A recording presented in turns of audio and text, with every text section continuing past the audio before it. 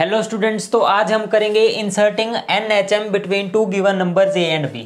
तो वो अब हमने देख लिया, हमने ए एम इंसर्ट करवा दिए ए एंड बी के बीच में, जी एम भी इंसर्ट कर दिए हमने ए एंड बी के बीच में। अब बारी है एच एम की, इसको थोड़ी ना छोड़ेंगे। अब एच एम इंसर्ट करेंगे। अब हम देखेंगे, पहले हम यहाँ पर पहले एक एच एम कैसे इंसर्ट करेंगे वो देखेंगे, उसके बाद केस टू देखेंगे एन एच एम कैसे इंसर्ट करेंगे। ठीक है ना, ये सिंपल है, कुछ नहीं है इसमें।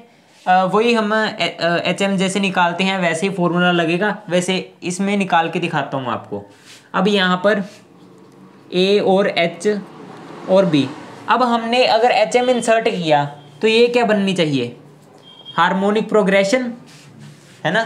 तो अब ये हार्मोनिक प्रोग्रेशन के बारे में हमें ज़्यादा कुछ नहीं पता है, तो इसलिए हमें इसे एपी से ही आया है, इसे एपी का ओरिजिन है, ये एच पी है जो एपी से आता है, तो हम इसे एपी में कन्वर्ट करके सब कुछ फाइंड करते हैं। तो एपी में कन्वर्ट करने के लिए क्या करेंगे, रेसिप्रोकल करेंगे। ठीक है ना, 1/a 1/h एंड 1/b, तो ये किस में हो जाएंगे, एपी में, क्योंकि एपी का रेसिप्रोकल ही क्या होता है, एचपी।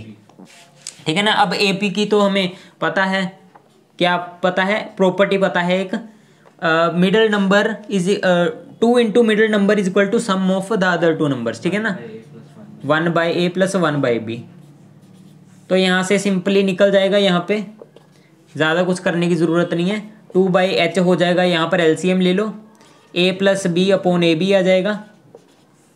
इसका रेसिप्रोकल करवा देते हैं, h/2, h निकालना है ना, तो h की तरफ बढ़ रहे हैं हम, ab/a प्लस बी आ जाएगा। तो यहाँ पर h की वैल्यू आ गई है हमारी। ये सिंपली एच एम है और कुछ नहीं है।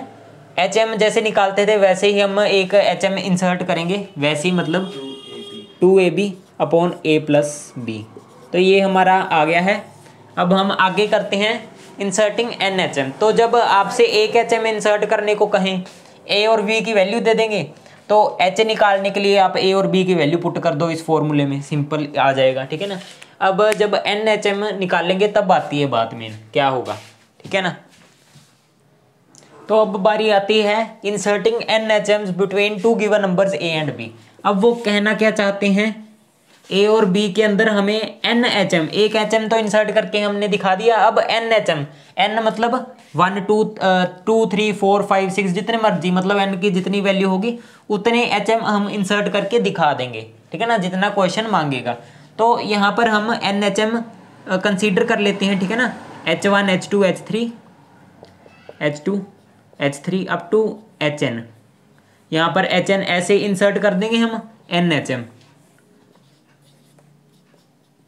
ठीक है ना। तो भी यहाँ पर जब क्वेश्चन आएगा NHM इंसर्ट करने का, तो हम कैसे करेंगे वो हम जनरली देखेंगे अब, यानी फॉर्मूला बना के देखेंगे। तो यहाँ पर देखो, अब हमें इसे सबसे पहले एपी में कन्वर्ट करते हैं, 1/a 1/h1 1/h2 ऐसे चलता जाएगा, 1/hn 1/b। तो ये हमारी क्या हो गई, एपी हो गई, ये हमारी है एचपी। ठीक है ना, इतना क्लियर है आपको। तो अब यहाँ पर देखो एपी में क्या होती है। अब एच एम इंसर्ट करने के लिए हमारे पास क्या क्या होना चाहिए, एक तो होना चाहिए हमारे पास ए तो मिल ही जाएगा, एक हमारे पास होना चाहिए डी, क्योंकि अगर ए मिल गया और डी मिल गया तो एच एम तो हम सारे निकाल ही देंगे। ठीक है ना, तो ये सिंपली निकाल देंगे, क्योंकि 1/a आ जाएगा पहला एच एम। अगला अगर पहला एच एम मांगेंगे तो हम a plus 1/a plus D कर देंगे, दूसरा एच एम मांगेंगे तो 1/a प्लस 2d कर देंगे। हम ऐसे सारे एच एम निकाल देंगे। चाहिए क्या, सिर्फ a चाहिए और d चाहिए, पर d तो है नहीं हमारे पास, d ही निकालने की बात है सारी। तो a तो हमें गिवन होगा, d कैसे निकालेंगे वो देखते हैं। तो यहाँ पर देखो 1/b की क्या वैल्यू होगी, यहाँ पर देखो 1/b अब AP में है, ये कौन सी टर्म है, सबसे पहले ये पता होना ज़रूरी है आपको। ये है टर्म नंबर 1। ठीक है ना, निकाल के दिखाते हैं हम आपको। ये हो गई T2 और ये हो गई T3, यानी जो HM है वो नंबर ऑफ जितनी टर्म है उससे एक कम है। ठीक है ना। तो यहाँ पर ये देखो, यहाँ तक T1 में A आया, T2 में H1 आया, T3 में H2 आया, यानी Tn+1 में Hn आएगा। ठीक है ना, एक कम आता है H की फुट नंबर, एक कम आता है T से। ठीक है ना, तो ये कितना हो जाएगा Tn+2। आप इसे एक और तरीके से समझ सकते हो, ये n नंबर है और ये n+1 हो गए, n+2 हो गए। ठीक है ना, इस तरीके से। तो अभी यहाँ पर हम क्या करेंगे, अभी 1/b इज इक्वल टू, अब यहाँ पर देखो 1/b की वैल्यू कितनी होगी, a अपॉन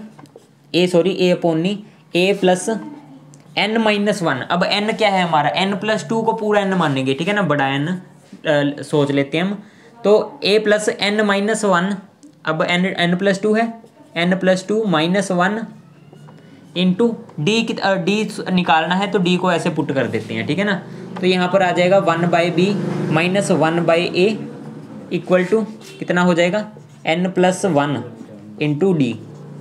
तो यहाँ पर एलसीएम ले लेते हैं, a - b upon ab equal to n+1 into d. This implies d will be equal to, ठीक है ना, तो यहाँ पर ये n+1 नीचे ले जाएंगे, a - b upon ab into n+1। तो अगर आपको ये फॉर्मूला याद करना है तो फॉर्मूला याद कर लो, बाकी मैंने आपको तरीका बता दिया कि ये 1/b है, ये n+2th टर्म है, ये एक तो इतना याद रख लो। ठीक है ना, और इसको हम इसकी जनरल टर्म का फॉर्मूला लगा देंगे। 1/b n+2th टर्म है, तो 1/b किसके इक्वल हो जाएगा, a + n ये है हमारे पास n-1 इंटू डी। तो ये जनरल टर्म का फॉर्मूला लगा देंगे। उसके बाद a हमें गिवन है, a पुट कर देंगे, n है नंबर ऑफ HMs जितने इंसर्ट करने हैं। ठीक है ना, वो भी पुट कर देंगे।